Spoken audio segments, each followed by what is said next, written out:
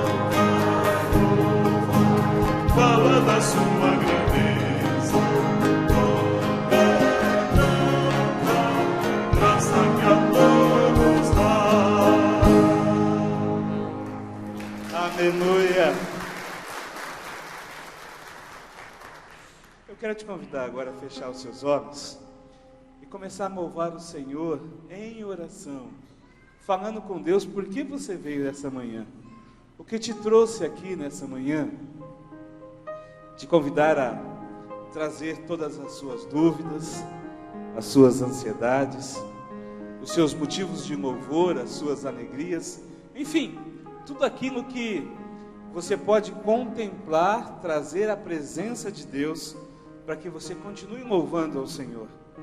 Quero te convidar a dizer: Senhor, eu estou aqui, e eu quero ter um encontro com o Senhor nesta manhã.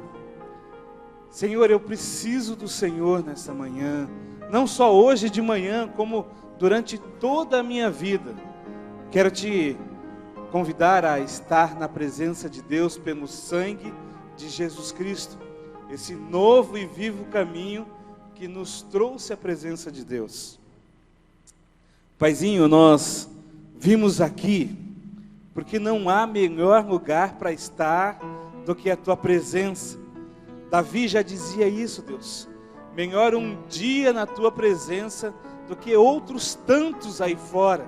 Melhor um momento, ó Deus, na Tua presença, do que muitos outros em outros lugares. E por isso, Pai, nós vimos nessa manhã adorar o Teu nome, te render graças, te agradecer pela semana que se passou, pela que se iniciará hoje. Te agradecemos, ó Deus, pelas nossas vidas, pelas vidas dos nossos queridos, pelos momentos que nós temos visto da Tua fidelidade. Por isso, Pai, nós louvamos o Teu nome. Por isso nós queremos chegar diante do Senhor. E por isso, Pai, é tão gostoso estar aqui. É momentos em que nós não queremos sair. Por isso é gostoso orar. Por isso é gostoso sentir a Tua presença. Por isso, Pai, vem sobre nós, ó Espírito Santo de Deus. Esse culto é um culto onde há uma ordem toda preparada. Mas o Senhor é bem-vindo, ó Deus, para modificar do jeito que o Senhor quiser, fazer daquilo que o Senhor quiser. Mas, e Deus, não tem como nós fazermos essa reunião, que é para nós e para o Senhor, sem a Tua presença. Porque senão, Senhor, vai ser uma reunião qualquer, um momento qualquer. Com o Senhor as coisas mudam, com o Senhor os milagres acontecem, com o Senhor, ó Deus, os corações se amolecem e o Senhor pode ministrar.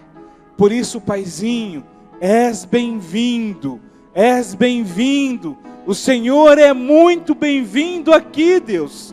E assim, nós queremos continuar a louvar o Teu nome, em nome de Jesus. Amém e amém. Vamos continuar louvando o Senhor.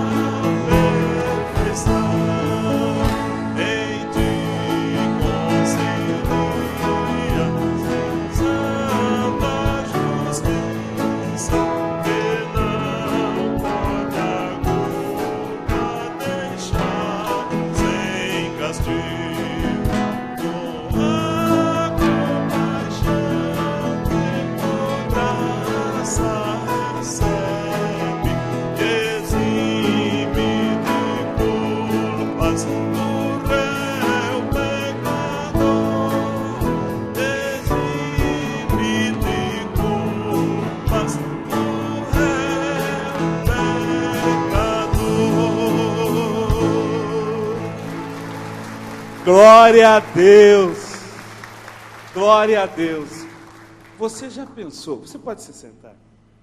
Você já pensou, se nós não fôssemos libertos desses pecados, ou eximidos da culpa por Jesus Cristo, como seria a nossa vida? Rapaz, eu não quero nem imaginar, porque nosso caminho seria o inferno, não é isso? Graças a Deus, porque Jesus Cristo um dia interferiu nas nossas vidas, amém? Glória a Deus. Nós teremos as nossas comunicações.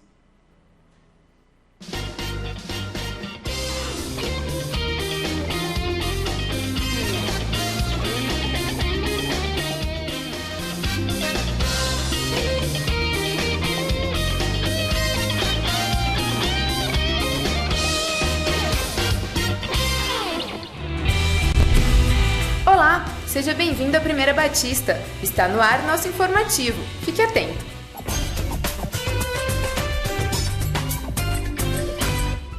Você tem ouvido testemunhos do que acontece em uma célula?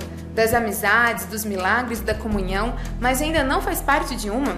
Se você tem sentido vontade de entrar em uma célula, fale com a gente ali no balcão, no hall da igreja, ou ligue para nós. E se preferir, acesse o nosso site e faça o seu cadastro. Teremos muita alegria em ajudar você a encontrar sua célula. Em breve, mais um bazar beneficente do Nova, com produtos artesanais, roupas novas e seminovas. Colabore doando itens a serem vendidos e também comprando. Você que está frequentando a nossa igreja e ainda não é membro, o convidamos a fazer parte de nossa família. Queremos você mais pertinho da gente, fazendo parte de nossa história. Por favor, passe no balcão, ali no hall da igreja, e fale com a nossa equipe de integração, que o aguarda com muito carinho. Ou então, ligue para nós. Estamos esperando por você.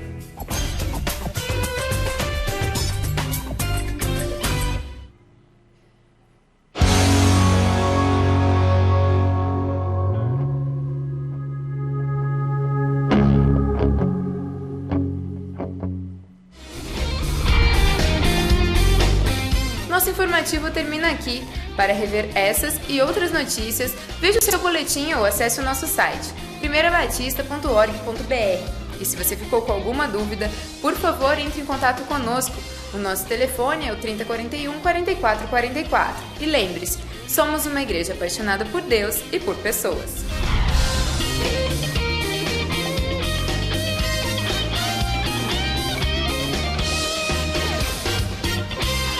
Graça e paz, irmãos. Tudo bem? Bom dia para vocês. Amém. Hoje estou bem acompanhada aqui, né, Babi? A minha netinha está passando uma semaninha aqui com a vovó. Hoje é um dia muito importante, né? Dia de votação. E nós temos que orar pelo nosso país e fazer o que é certo. As crianças estarão estudando. Estamos estudando esse tempo todo sobre Jeremias e a lição de hoje fala de uma situação que talvez a gente venha viver, né? De repente, você está imaginando um presidente e vem outro presidente, né? Fica no lugar, a gente não sabe quem vai ficar no final.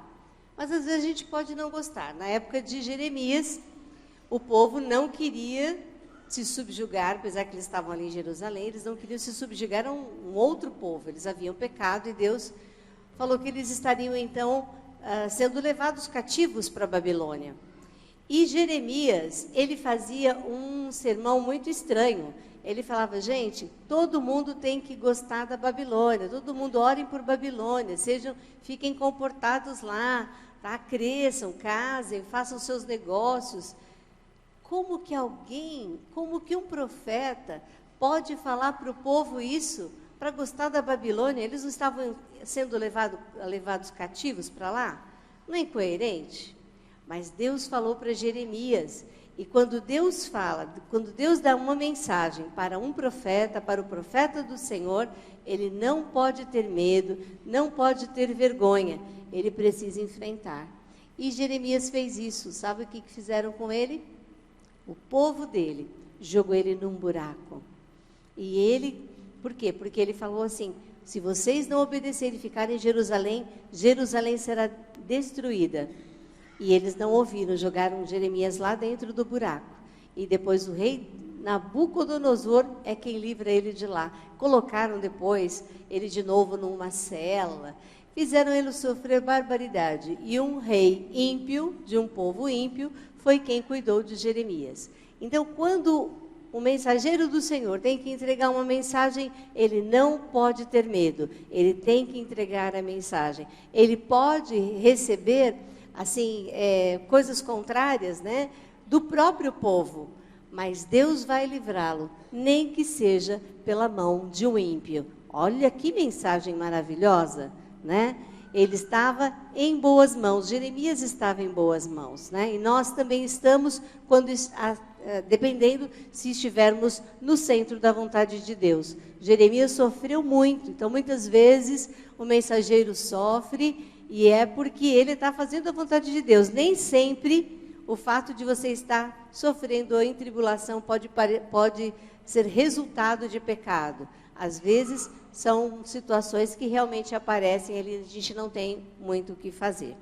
Que bom, né? Muita coisa importante as crianças vão aprender hoje nessa história. Vamos ficar em pé, nós vamos ler o versículo de hoje todos juntos?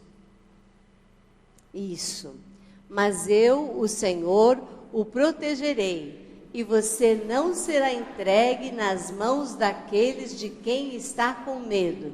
Jeremias 39, 17. Andar com Deus é ter certeza de sua proteção.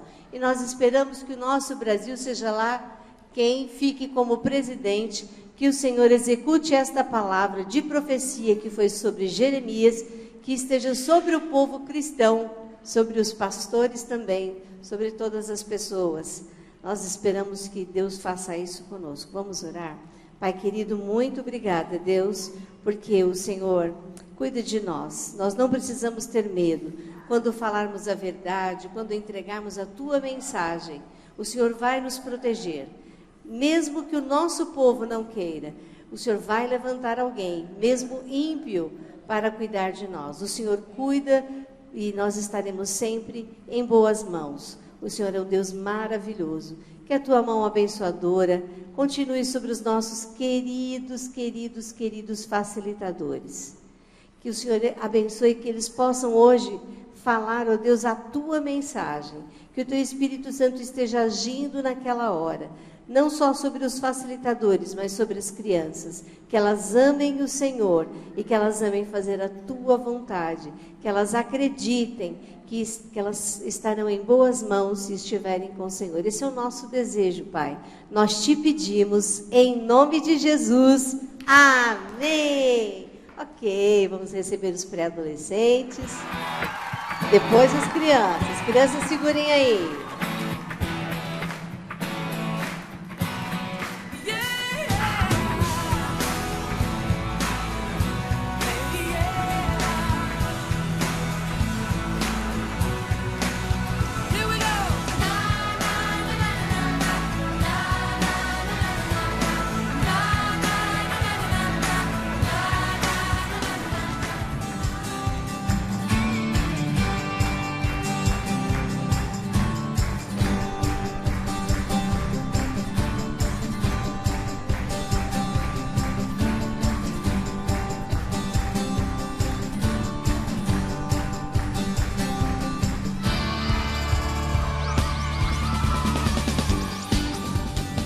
Joia, joia. Graças a Deus pelas nossas crianças. Os irmãos podem se assentar um pouquinho. Hoje não teve, mas geralmente tem uns pais que ficam em pé, não tem ainda? Você fala assim, pode se assentar. Aí tem um pai que fica assim.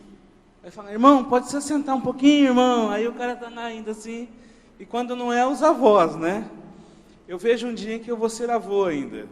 Tá? E aí eu vou fazer isso. Mas, meus irmãos, hoje é dia de eleições. Hoje é dia de eleições. E talvez, com grande certeza, você já saiba em quem você vai votar. Já fez ali a sua escolha, a sua cola e tal. Mas esse é o momento em que nós separamos no culto para orar pelo nosso país e por essas eleições. Pegando um gancho com a irmã Vasti, Jeremias 29, 7, diz, olha, eu vou ler para vocês. Busquem a prosperidade da cidade para a qual eu os deportei ou os deixei, e orem ao Senhor em favor dela, porque a prosperidade de vocês depende da prosperidade dela. Nós estamos inseridos num contexto, na nossa cidade muito querida, nosso país muito querido, e esse é um momento crucial para o futuro da nossa nação, e nós precisamos, como esse momento crucial, orar de maneira desse mesmo jeito, para que nós possamos ver a mão de Deus agindo nesse momento. E eu gostaria de convidar você, se for possível, que você se ajoelhasse e nós levantássemos um clamor, mais uma vez, pela nossa cidade, pelo nosso país. Se você puder, fique de joelhos, comece a interceder por aquilo que Deus pode fazer na nossa cidade.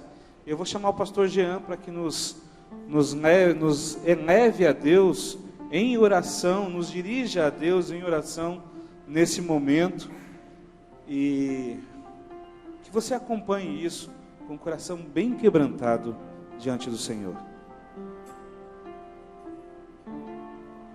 Pai, em nome do Senhor Jesus, nós entramos na sua presença através da oração, clamando, intercedendo a Deus, para que nós possamos, ó Deus, exercer a nossa cidadania com muita sabedoria, com muito temor e com muita direção do Senhor.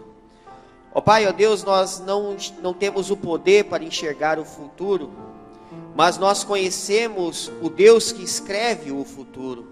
Por isso, nesse momento, nós queremos colocar, ó Deus, diante do Senhor, esse momento tão importante, ó Deus, que é o dia das eleições. Mas mais do que isso, nós queremos também, ó Pai, repreender toda a fraude, Senhor. Seja qualquer candidato que vença essa eleição, possa vencer na base da honestidade. Então nós repreendemos agora toda a fraude, ó Pai, toda a falcatrua, ó Deus, em nome de Jesus. Para que seja, ó Deus, uma eleição limpa, Pai. Para que o candidato, ó Deus, sendo eleito, ele possa exercer, ó Deus, ó Pai, o seu mandato com honestidade, com o propósito real, que é, ó Deus, de favorecer, ó Deus, de cuidar, ó Pai, do teu povo, Senhor. Pai, em nome do Senhor Jesus, Pai, nós colocamos esse momento diante do Senhor. Todos os candidatos, ó Deus, que estão disputando, ó Deus, esses cargos, nós também colocamos na presença do Senhor, ó Pai. Independente, ó Deus, de qual denominação, ó Pai, independente disso, nós queremos colocar o propósito quando o candidato assume, ó Pai, o seu cargo, que é, ó Deus, lutar pelo direito do povo, de lutar, ó Deus, para que o povo, ó Deus, tenha melhores condições de vida, ó Pai. Então nós colocamos diante do Senhor esse momento importante. Está nas tuas mãos, em nome de Jesus. Amém. Glória a Deus. Por favor, sente-se. E nós veremos agora um vídeo sobre o que a nossa igreja está interferindo em missões ou fazendo missões. E eu gostaria que você se lembrasse que você é a pessoa importante nesse caso.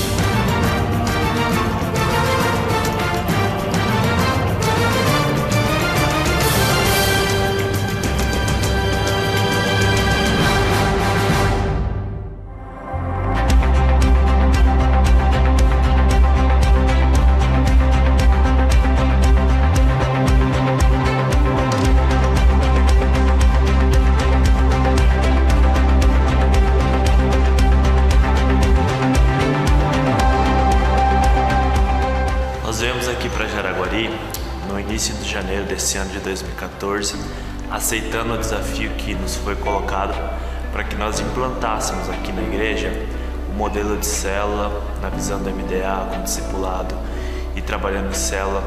E a nossa missão aqui, ela não tinha essa visão, né? Então a gente veio para cá para implantar isso. Então esse foi o nosso desafio. As células já foram iniciadas, temos 4 protótipos para cada perfil. Nós temos uma célula para casais, uma célula para solteiros, adultos solteiros, uma célula para jovens e uma para adolescentes, né? E a gente tem visto os resultados nesses grupos pequenos, com a igreja começando a vir pessoas através das células. O Éder, ele chamou eu e minha irmã para mim ir lá na célula. E chamei meus amigos, logo assim, encheu lá. Aprendi muitas coisas com eles, sim, sobre Deus. Deus para mim, ó, é tudo. É Jesus, meu fiel salvador. Meu sonho agora, nossa, ser líder de célula. Em relação ao discipulado, nós começamos em fevereiro. Eu comecei o meu primeiro discipulado em fevereiro. Eu estou discipulando 8 pessoas, 8 mulheres. E dessas 8, 2 delas já estavam na igreja quando nós chegamos. As outras 6, elas entraram e nós vemos nelas assim, um potencial de liderança, de pessoas que vão poder discipular outras pessoas. Nós temos visto os frutos já desse discipulado, né? Essas pessoas crescendo, olhando assim, em discipular outras pessoas. Nós temos visto assim como a igreja assim estava olhando muito para dentro, e as pessoas têm visto que Deus pode usá-las, que não é só a gente que vai fazer, que Deus também pode usar a vida delas, e elas têm descoberto o prazer que é ser usado por Deus através do discipulado. E o mais importante é que as pessoas, elas não têm se comprometido conosco, com a igreja, mas elas têm renovado a sua aliança com Deus. Como filho de Deus, a gente não apenas recebe esse amor de Deus, a gente recebe esse cuidado, essa atenção, mas nós também somos agentes, nós também podemos transformar as realidades, nós podemos também amar a vida das pessoas, para que essas pessoas sintam o amor de Deus que transborda os nossos corações. A minha discipuladora é uma pessoa assim maravilhosa, porque é a irmã Wanda, né? E eu amo demais ela. É uma coisa assim que eu aprendi mais, né? Que eu lia pouca Bíblia. A célula foi uma coisa assim que mudou minha vida, mudou minha casa. Cada terça-feira é uma aprendizagem para cada um que está aqui. O pastor Éder, mas a irmã Luciana, foi Deus que trouxe eles para cá, porque eles são a bênção. Se não fosse eles, nós não estávamos aprendendo nada disso. Quero agradecer a nossa igreja que tem nos apoiado, que tem orado por nós. Nós temos sido muito bem cuidados pelas células que nos adotam. Eles sempre têm ligado para nós. E não só as células que nos adotam, mas alguns ministérios da nossa igreja, porque isso é muito importante, porque nós nos sentimos seguros que Deus tem usado a vida de vocês para estar com a gente nesse trabalho. Esse trabalho não é só nosso, é de toda a nossa igreja. Para a igreja a gente manda um abraço, diz que nós sentimos falta das pessoas, dos amigos, dos irmãos, mas vocês sabem que nós estamos aqui para expandir o reino de Deus. Então, toda vez que tiver uma cartinha, leia com atenção, para que vocês vejam as notícias do que Deus tem feito nessa cidade. Muito obrigado pelo carinho, pelo cuidado e principalmente pelas orações que vocês têm destinado a nós.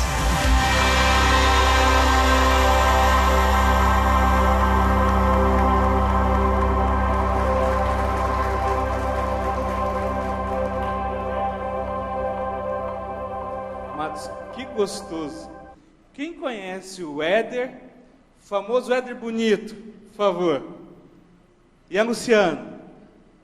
Glória a Deus. Nós vamos orar por eles agora. E eu gostaria de chamar alguns deles que são, assim, parentes. Eu gostaria, Éder, por favor, você e a Ângela podem vir aqui à frente.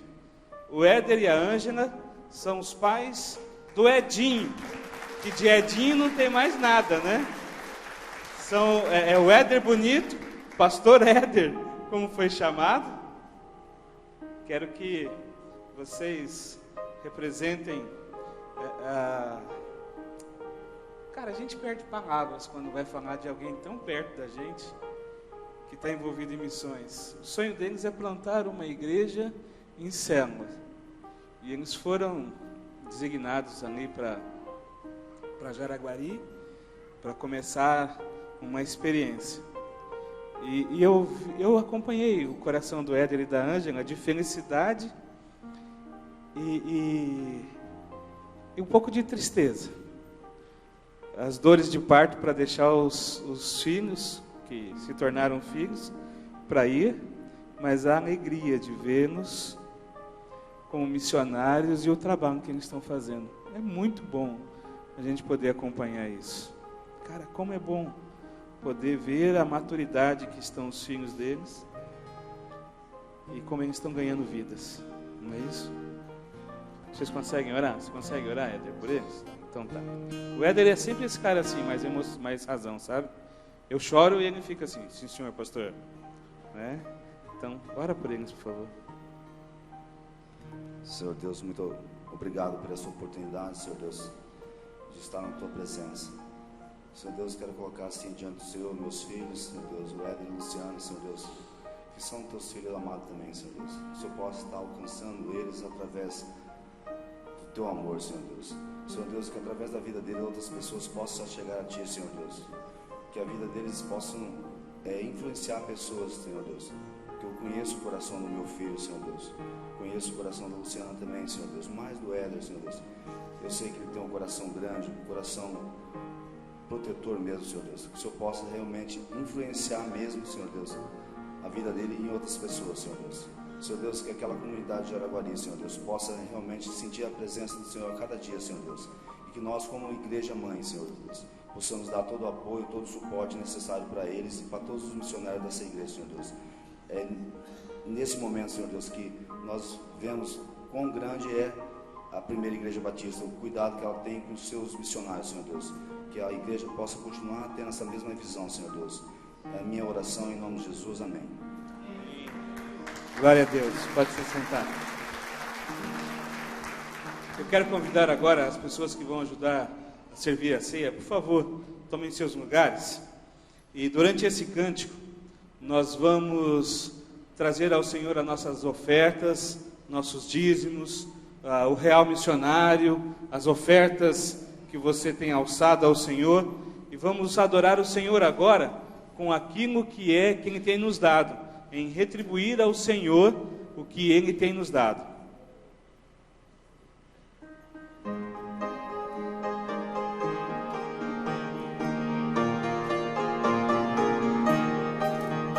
Não sei por que de Deus o amor a mim se revelou,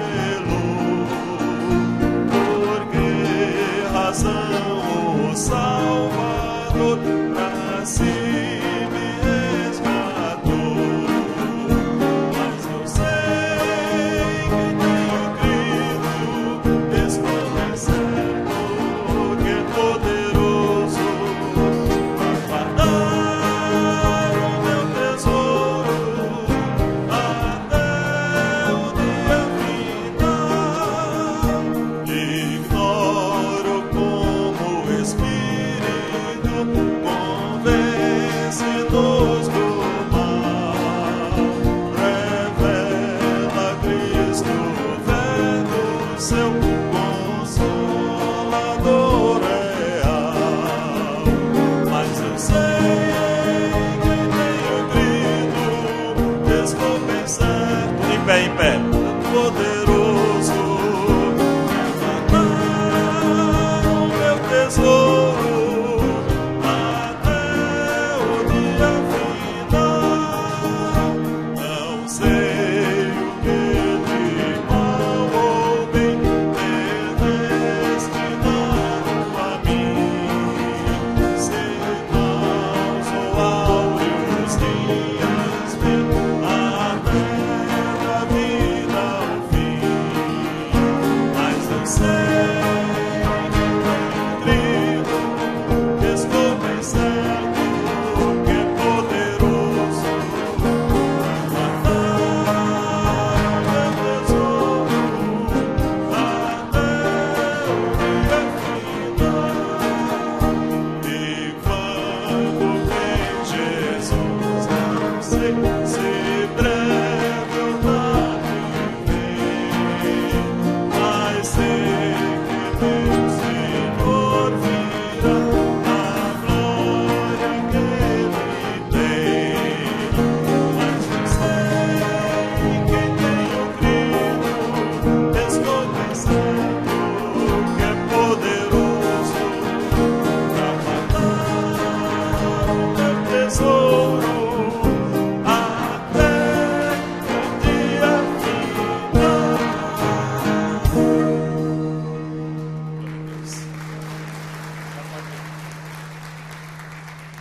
Amados, vocês podem se assentar.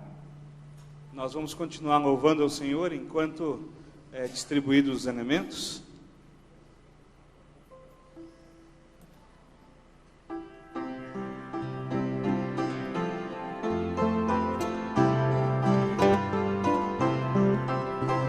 Morri na cruz por ti, morri pra te livrar, meu sangue se verti, posso te salvar. Morri, morri na cruz por ti, que fazes tu por mim. Morri, morri na cruz por ti, que fazes tu por mim. Aqui vivi por ti, com muito de sabor. Sim, tudo fiz aqui pra ser teu Salvador. Morri, morri na cruz por ti, que fazes tu por mim. Morri, morri na cruz por ti, que fazes tu por mim. Sofri na cruz por ti, a fim de te salvar. A vida consegui, que tu irás gozar. Morri, morri na cruz por ti, que fazes tu por mim. Morri, morri na cruz por ti, que fazes tu por mim. Eu trouxe salvação dos altos céus, favor. É livre meu perdão, sincero meu amor. Morri, morri na cruz por ti, que fazes tu por mim. Morri, morri na cruz por ti, que fazes tu por mim. Morri, morri na cruz, morri pra te livrar. Sangue se verti, posso te salvar. Morri, morri na cruz por ti, que fazes tu por mim. Morri, morri na cruz por ti, que fazes tu por mim. Amados, quem pode receber ou tomar a ceia?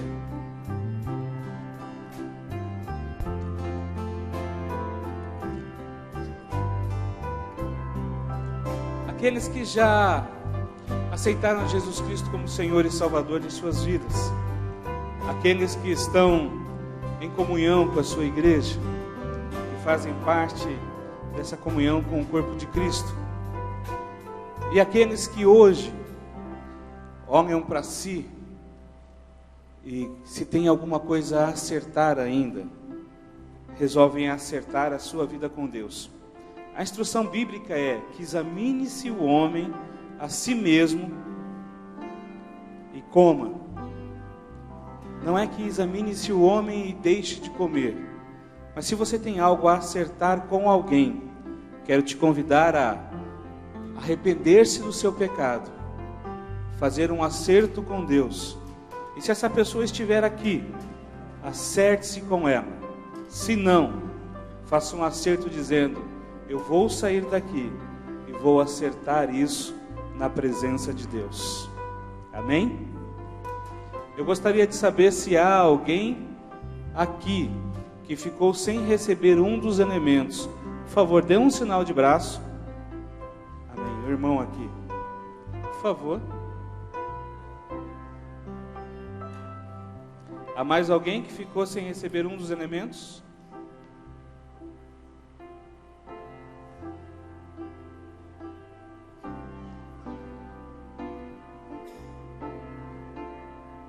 A irmã lá no fundo. Lá no fundo.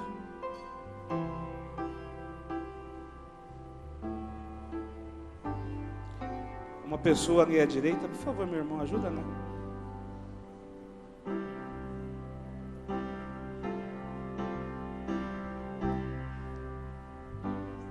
A pessoa na direita, que não senhora. Mais alguém ficou sem receber um dos elementos? Fiquemos em pé então, por favor.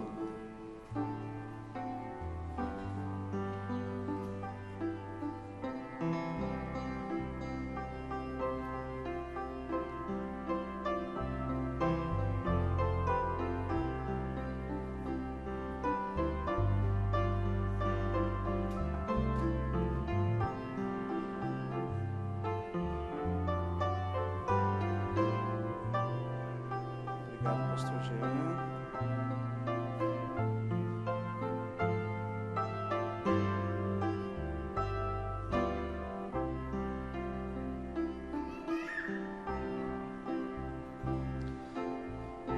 Na noite em que o Senhor foi traído, meus irmãos, Ele pegou o pão, dividiu aos seus discípulos e disse: esse é o meu corpo, que é dado por vós.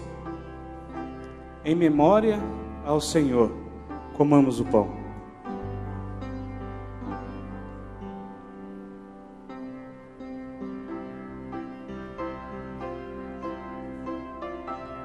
Da mesma forma, ele pegou o cálice, deu aos seus discípulos e disse: esse é o cálice da nova e eterna aliança, que é derramado por vós. Em memória ao Senhor, lembrando que é o sangue de Jesus Cristo que nos purifica de todo o pecado. Esse é o sangue que nos traz vitória sobre todo tipo de pecado. Bebamos do cálice. Senhor, nós só podemos te agradecer, porque é por causa deste sangue em que bebemos em memória esse suco, que nós podemos ter livre acesso a Deus através do sangue de Jesus Cristo. E Senhor, não há maior vitória do que sobre a morte. E é o sangue de Cristo que nos propicia estarmos assim, vitoriosos sobre a morte, vitoriosos sobre o pecado, vitoriosos sobre as obras da carne e principalmente, ó Deus, termos a presença do Senhor em nossas vidas. Por isso nós te adoramos, por isso nós te bendizemos, por isso, ó Deus, nós louvamos o teu nome e te engrandecemos, em nome de Jesus, amém, amém e amém. Irmãos, por favor, passem o cálice para a sua direita, enquanto nossos irmãos vão recolhendo o cálice e nós vamos continuar adorando ao Senhor.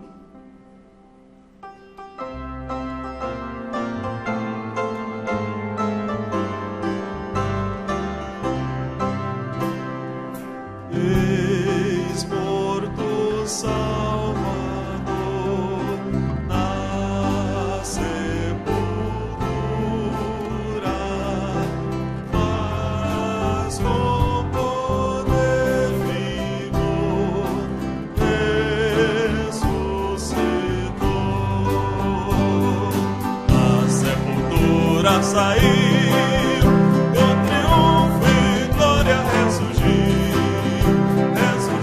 vencendo a morte o seu poder.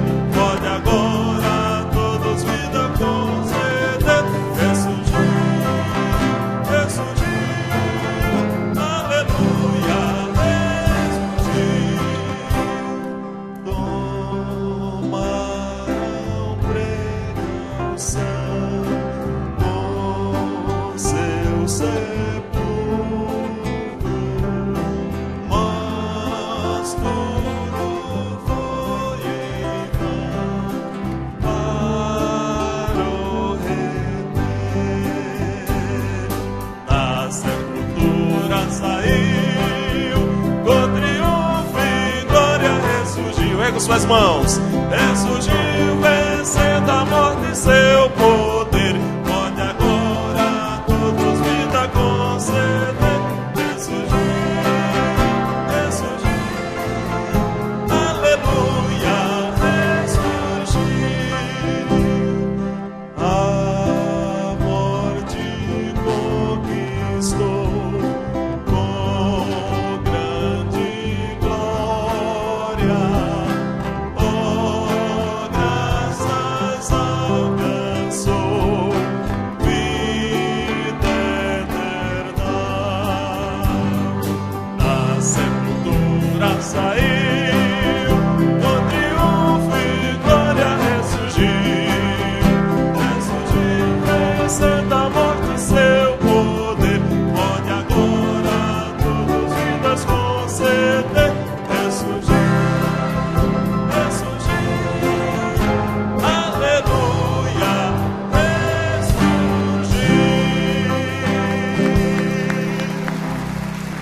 Glórias a Deus, nosso Senhor está vivo, ressurreto, aleluias. Pode assentar-se, meus amados. Nós queremos convidar aqueles que estão conosco e não fazem parte de nossa igreja, para que nós os conheçamos. Gostaríamos de pedir ao nosso querido convidado, aquele que foi chamado por alguém, ou aquele que veio sozinho, por conta própria, participar do nosso culto, mas não é membro da nossa igreja, que, se está à vontade, fique em pé só um pouquinho para a gente ver e cumprimentar. Temos aí essas pessoas, olha, uma salva de palmas ali, vamos dar toda a atenção. Temos mais convidados? Temos, sim, aqui na frente. Ok, lá atrás, meus irmãos, olha, deem bastante atenção. É isso aí. É muito importante demonstrar na prática que nós somos apaixonados por Deus e por pessoas. Pergunte o nome, faça uma linda saudação. Você me representa aí. Eu gosto de atender todo mundo muito bem, dar todo carinho. E nesta hora eu não posso fazer isso com todos, não é? Daqui onde eu estou, mas você pode me representar. Por favor, faça isso com todo carinho e todo amor. Ok, pode assentar-se. Sejam bem-vindos, viu? Deus abençoe vocês. Meus irmãos, hoje é um dia muito importante na nossa nação. Este tempo de eleições tem trazido muitas preocupações. Nunca se viu tantos pastores, tantas lideranças evangélicas preocupadas, fazendo reuniões, viagens, porque o cenário brasileiro, com relação à política, com relação aos princípios da palavra de Deus, tem trazido muita preocupação, e é justa. Então, pedindo a Deus uma palavra, eu entendi que hoje, nos 4 cultos, agora às 10 horas, 17 e 19 horas, eu devo falar de uma palavra só, e a palavra é influência. Repete comigo essa palavra. Qual é a palavra? Influência. Qual é a influência? Qual é a influência que nós temos na nossa sociedade? O que é que nós fazemos, o que é que nós pensamos, o que é que nós pregamos, como é que nós estamos exercendo ou não influência na sociedade em que nós estamos vivendo? Lendo as revistas aí sobre o cenário político, neste momento, revista Época, revista Isto É, revista Veja, todas mencionam o grande percentual de eleitores que são evangélicos e que, segundo as opiniões desses técnicos, desses comentaristas e críticos de política, dizem que o voto dos evangélicos pode mudar a nação. Eu creio, irmãos, que nós temos que olhar com muito cuidado para o que representa a nossa influência no mundo. Se a nossa igreja fechasse as portas, parasse de funcionar a partir de hoje, que diferença os nossos vizinhos sentiriam? Alguns dizem, que bom, rapaz, a igreja saiu daí, que beleza, ninguém mais estaciona em frente ao meu portão. Porque tem crente cara de pau. Ele não é idoso, mas estaciona na vaga do idoso. Tem entrada do proprietário da casa, mas o sujeito põe lá.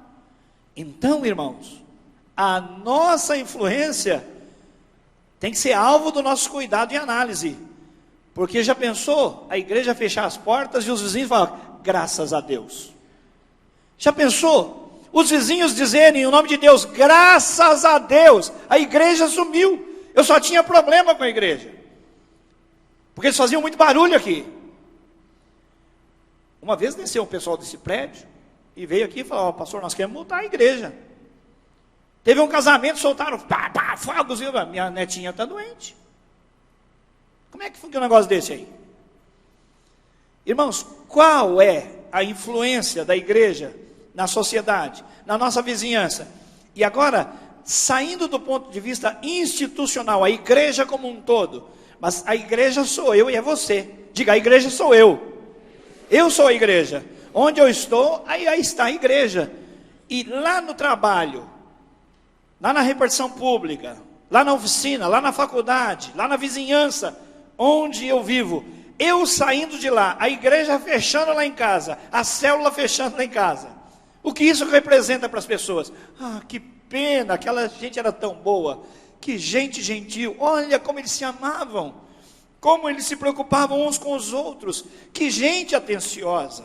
Ou, graças a Deus, a crentaiada sumiu, evaporou. Uma questão de influência.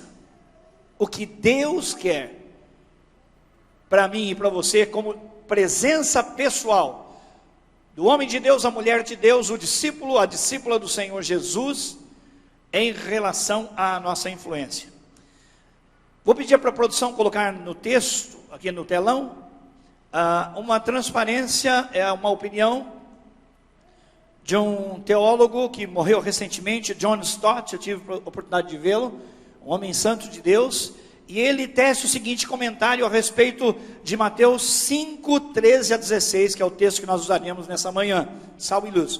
Nós cristãos temos o hábito de lamentar a deterioração dos padrões do mundo com um farisaico ar de desalento. Criticamos a sua violência, a desonestidade, a imoralidade, o desrespeito para com a vida humana e a sua ganância materialista.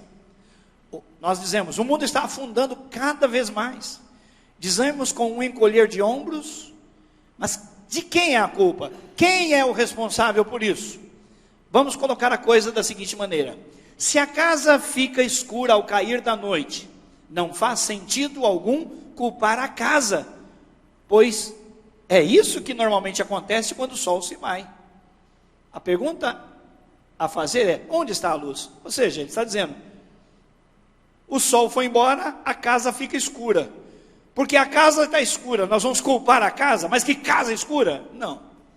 Nós temos que perguntar, onde está a luz? Continua. Se a carne se estraga e não dá mais para comer, culpar a carne não faz sentido algum, pois é isso que acontece quando se permite que as bactérias se desenvolvam, é normal. O que se precisa perguntar é, onde está o sal? Da mesma forma, se a sociedade se decompõe e os seus padrões declinam a tal ponto que ela acaba se tornando como uma noite escura ou como um peixe mal cheiroso, fedorento, é um contrassenso culpar a própria sociedade. Pois é isso que acontece quando homens e mulheres caídos são deixados à própria sorte e quando o egoísmo humano não é questionado.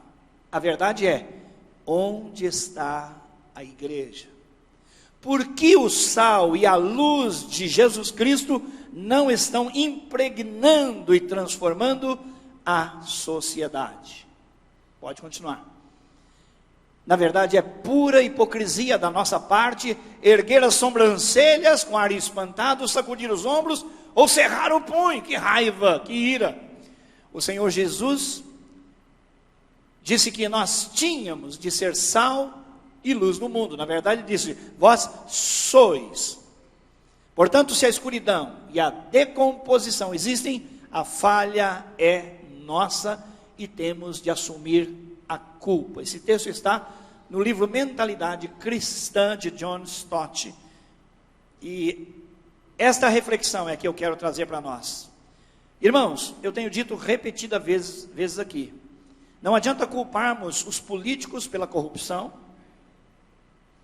ou pela falta de humanidade, de zelo pelas questões das pessoas, aquela justa distribuição de renda, o cuidado com a escola, a segurança, a oportunidade para todos, o cuidado dos idosos, a segurança da criança, do menor.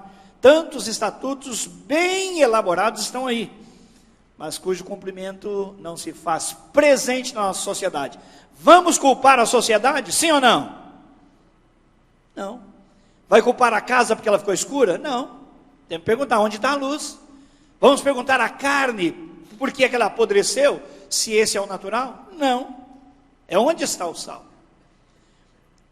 Mateus capítulo 5, versículos 13 a 16, nós lemos o seguinte: vocês são o sal da terra, mas se o sal perder o seu sabor, se tornar insípido, como restaurá-lo? Não servirá para mais nada, exceto para ser jogado fora e pisado pelos homens. Vocês são a luz do mundo. Não se pode esconder uma cidade construída sobre um monte.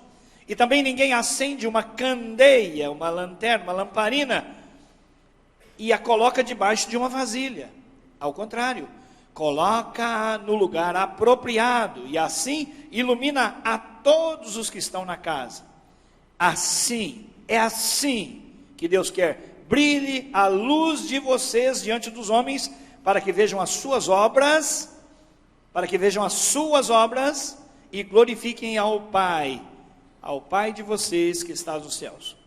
Feche seus olhos, vamos orar. Pai, no nome de Jesus, que o teu Espírito vasculhe o meu coração e traga à minha razão, Senhor, o devido valor desta palavra profética que o Senhor dá a nosso respeito, esta palavra que demonstra a identidade que o Senhor nos deu e requer que ela faça diferença, que ela seja influente no mundo em que nós vivemos, na terra na qual o Senhor nos plantou.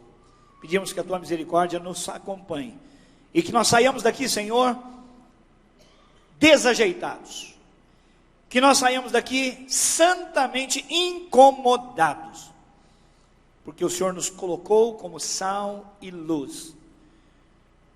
Se o sal não cumprir a sua missão, não serve para nada, a não ser jogado fora e pisado. E a luz não faz sentido quando apagada ou escondida. Pai, tem misericórdia de mim, tem misericórdia dos meus irmãos, eu oro em nome de Jesus. Amém. Amados, esta palavra em Mateus 5, 13 a 16, ela não está isolada, ela vem como consequência de um discurso de Jesus, em Lucas chamado o discurso da planície, em Mateus chamado o sermão da montanha, que descreve 9 bem-aventuranças. Bem-aventurados os pobres de espírito, porque deles é o reino de Deus. Bem-aventurados os que choram, porque serão consolados. Bem-aventurados os humildes, porque receberão a terra por herança. Bem-aventurados os que têm fome e sede de justiça, porque serão satisfeitos. Bem-aventurados os misericordiosos, pois obterão misericórdia. Bem-aventurados os puros de coração, pois verão a Deus. Bem-aventurados os pacificadores, pois serão chamados filhos de Deus. Bem-aventurados sois vós, quando perseguidos por causa da justiça. Bem-aventurado, vocês são por minha causa, porque quando insultarem, perseguirem, levantarem todo mal e todo tipo de calúnia contra vocês, vocês devem se alegrar e se regozijar, porque grande é a sua recompensa nos céus, pois da mesma forma perseguiram os profetas que vieram antes de vocês. Isto é influência. O Senhor Jesus orou por nós em João capítulo 17, mas disse: Senhor, eu não quero que os tires do mundo, mas que os livres do mal. Portanto, irmão, o lugar onde você e eu estamos plantados é exatamente o lugar onde o nome de Deus deve ser glorificado, pelo que somos, pelo que pensamos, pelo que fazemos. Estes textos lidos aqui falam da ética no reino de Deus, do valor do homem e da mulher no reino de Deus. E com a vinda de Jesus, o reino de Deus, que fora anunciado durante todo o tempo, agora se consolida, ele é encarnado e passa a ser como filho unigênito de Deus, obediente em todas as coisas. E ele vem para cumprir toda a lei e ampliar todo o sentido da lei. E ele declara: nada da lei se perderá. Tudo que está escrito tem valor, e eu sou o cumprimento da lei. Mas o que me chama a atenção é que Jesus diz: vocês são a luz do mundo. A quem Jesus disse isso? É muito importante a gente saber a quem. Talvez tenha sido aos pastores, talvez tenha sido aos professores, mas não. O capítulo 5, versículo 1 declara: vendo as multidões, Jesus subiu ao monte e se assentou. Seus discípulos se aproximaram dele e ele começou a ensiná-los, dizendo estas coisas. Ou seja, meus irmãos, as bem-aventuranças são para os crentes no Senhor Jesus? Sim. São para os servos do Senhor Jesus? Sim. São para os discípulos de Jesus? Sim. nós não estamos forçando nada em falar que tratar do discipulado é muito apropriado, porque o texto disse que Jesus está se referindo, ele está se relacionando, ele está falando. O discurso é para os seus discípulos, portanto, para mim e para você. O versículo-chave está no versículo 16. Assim também brilhe a vossa luz, para que os homens vejam as vossas obras e glorifiquem a Deus. O propósito de Deus colocar você e eu aqui nessa terra é para glorificar o nome dEle. Agora, o nível de influência que nós estamos exercendo é de fazer diferença. Deixa eu perguntar, alguém onde você trabalha algum dia te pediu para orar por ele? Com certeza isso mostra a sua influência na vida dele.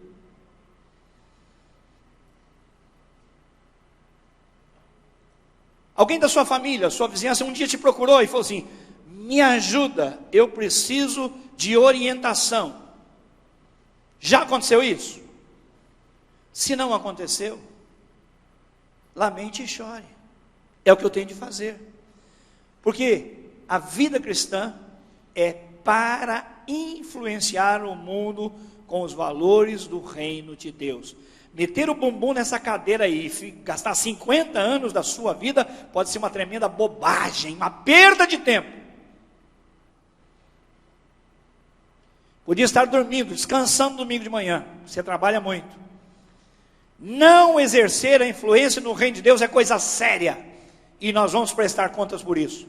Meter a mão no nariz do governo faz parte da nossa voz profética de denunciar, só que a denúncia tem que começar na casa de Deus. Antes nós temos que passar. Eu dou propina.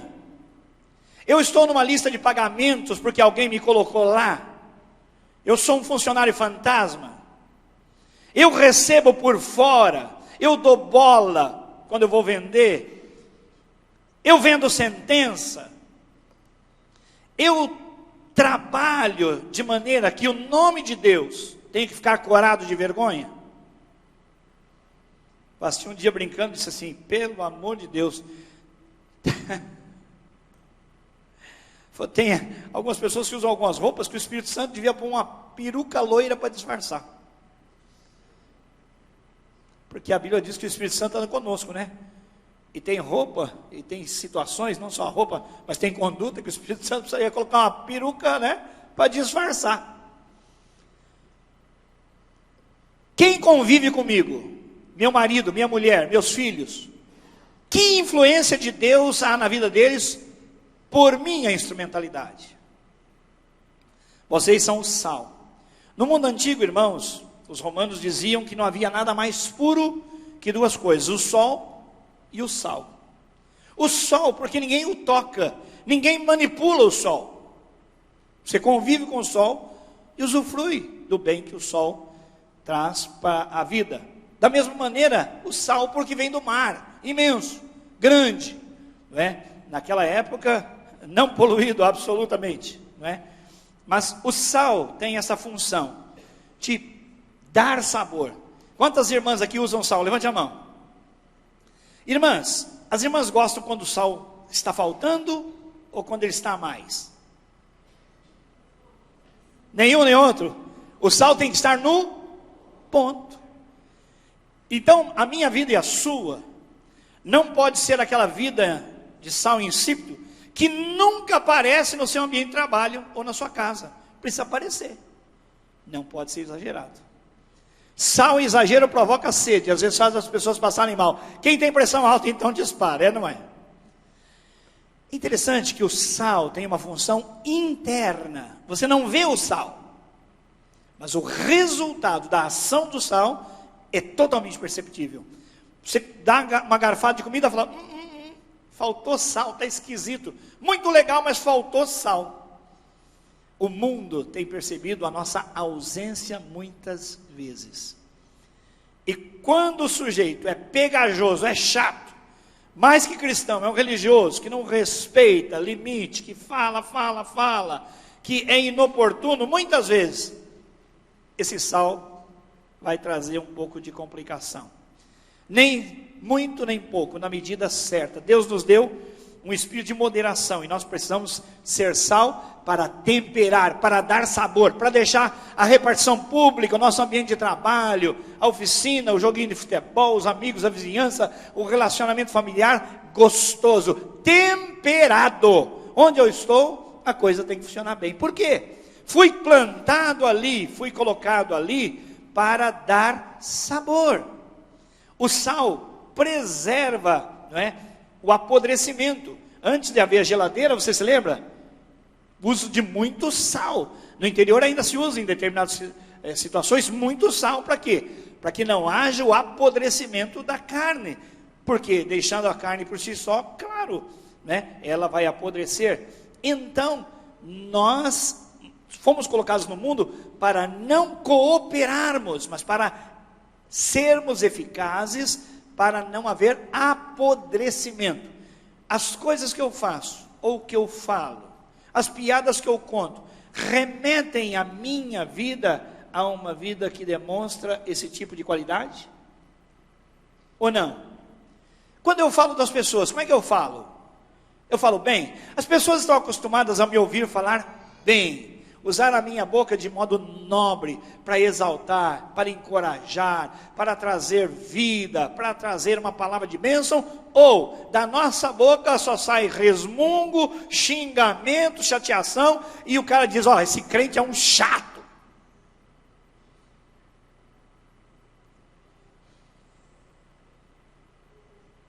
Meus irmãos, é interessante, a condição do sal, ou é ou não é, não tem meio sal e nem mais sal, ou é ou não é.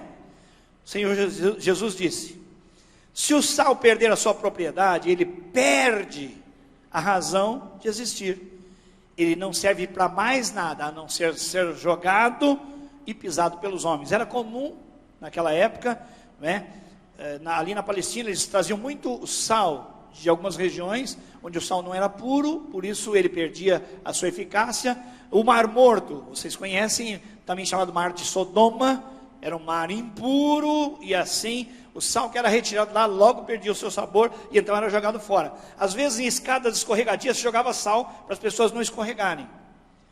Ouvi até que nos Estados Unidos, uma certa ocasião, uma cidade tinha muito sal, e o sal perdeu o seu valor, e eram montanhas e montanhas e montanhas, eles não sabiam o que fazer. Tiveram uma grande ideia, vamos jogar sal na cidade e usar como pavimentação, né? Depois colocamos alguma coisa em cima e vamos usar, vamos pavimentar. E a tristeza foi grande quando a principal rua daquela cidade perdeu todas as suas árvores que morreram algum tempo depois. Que pena. Que pena.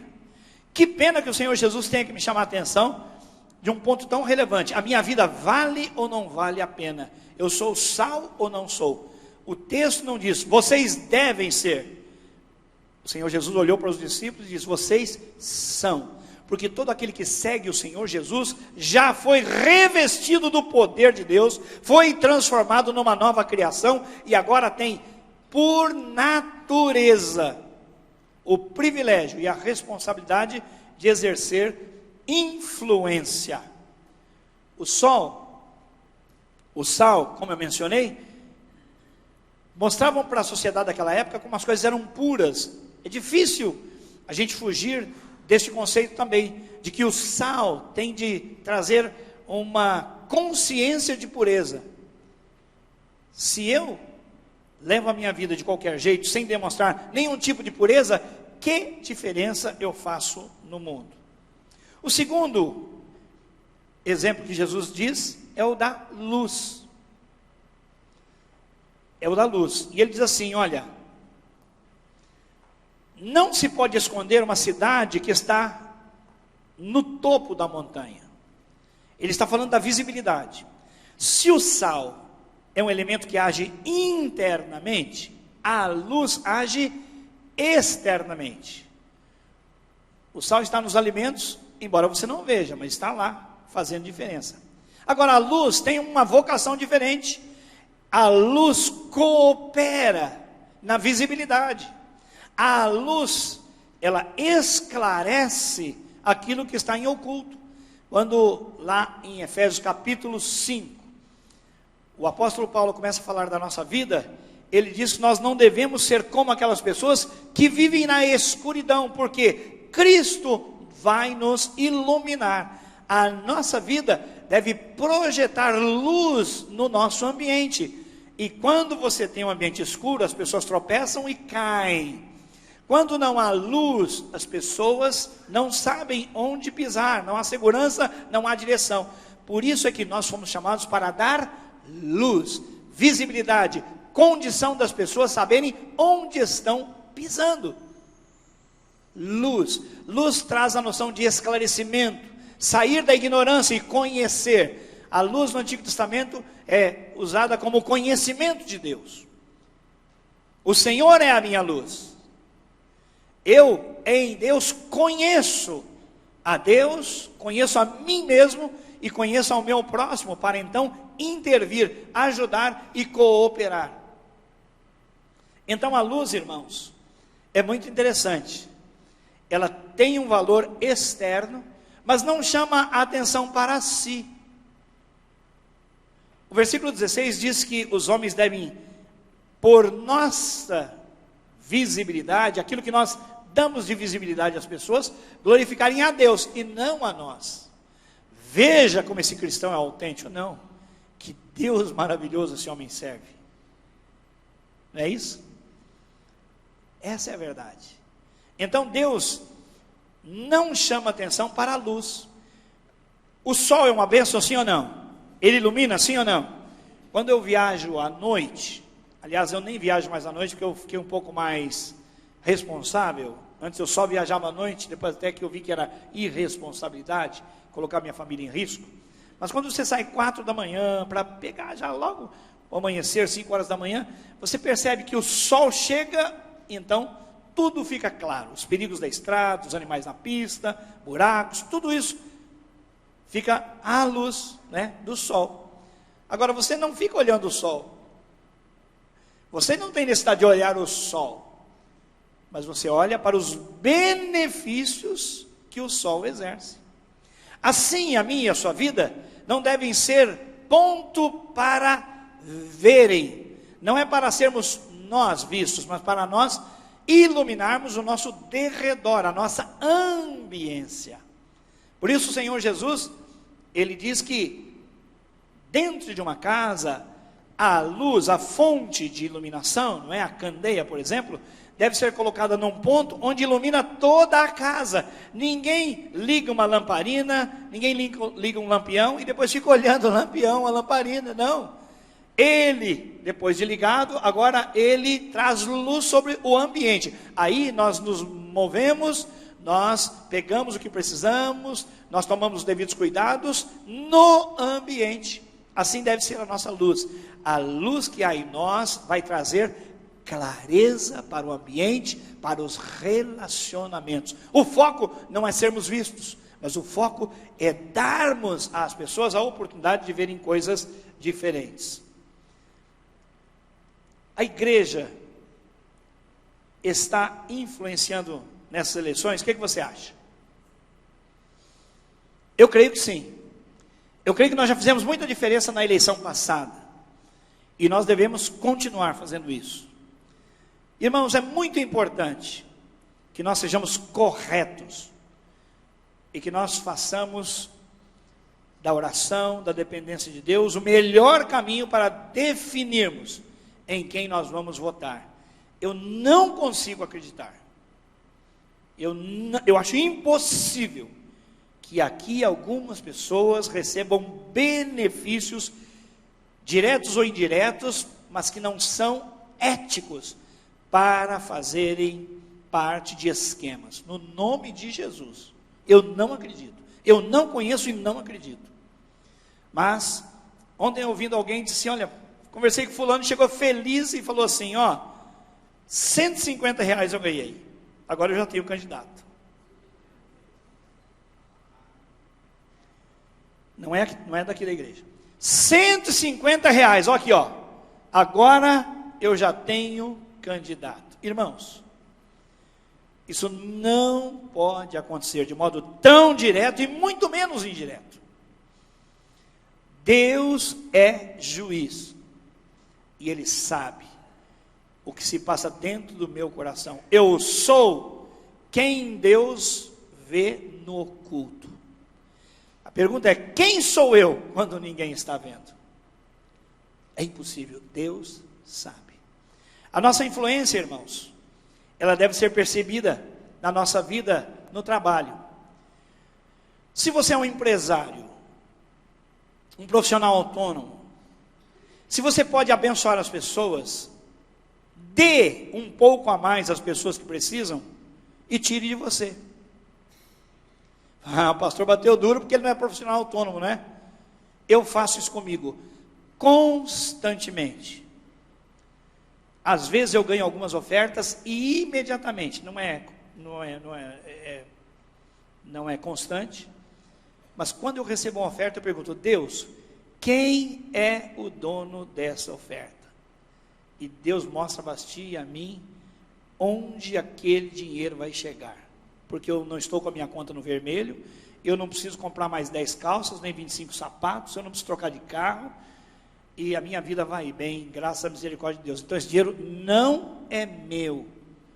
E irmãos, é lindo como Deus revela a quem entregar, e a pessoa cai em pranto assim. Hoje de manhã, em desespero, eu falei: Deus, o que é que eu vou fazer? Deus já tinha respondido. Eu não mudei de assunto, estou falando da mesma coisa, estou falando da influência. Porque a influência tem a ver com quantos imóveis eu tenho, com quanto dinheiro eu tenho na poupança, com quanto eu tenho na aplicação, e quantos irmãos estão ao meu lado padecendo necessidade.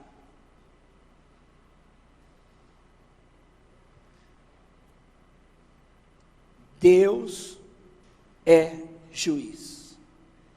Deus sabe o que fazemos e o que não fazemos. E Ele nos plantou aqui para sermos um sinal visível do reino que é dele. Onde a justiça se sente em casa.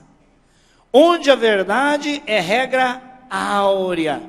Onde os relacionamentos são abençoadores. Onde a boca só abençoa e nunca amaldiçoa. E isso tem que ser levado para o ambiente de trabalho, para a universidade, para o lazer, para a família.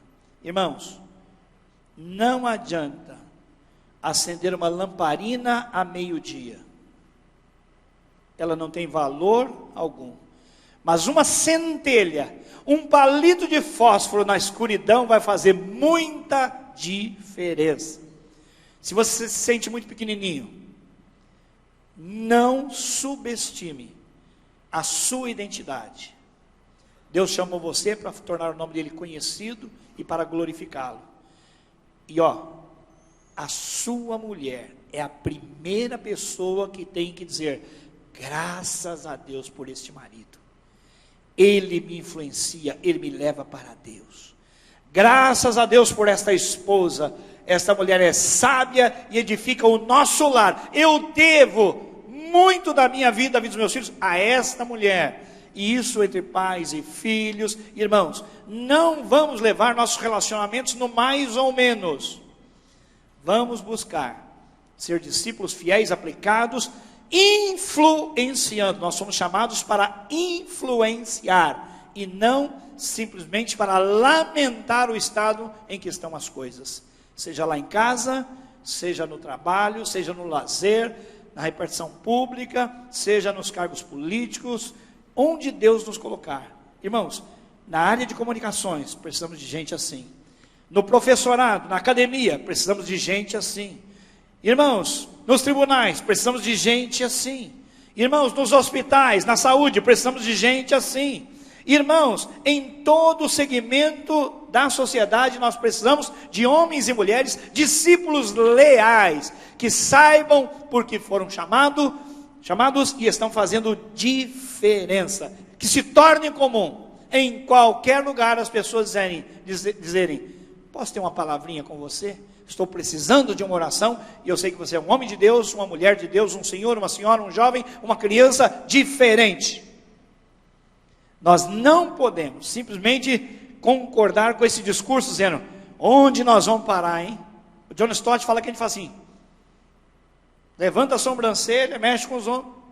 Onde que nós vamos parar? Nós vamos parar mais distantes o possível se nós não mudarmos a nossa postura. Se alguém começar a falar mal de alguém perto de mim, eu tenho que tomar posição. Meu irmão, vamos orar por essa pessoa agora? Para a gente não cometer nenhum pecado diante de Deus? É assim que se faz. Ou a gente vai fazer aquela cara de paisagem.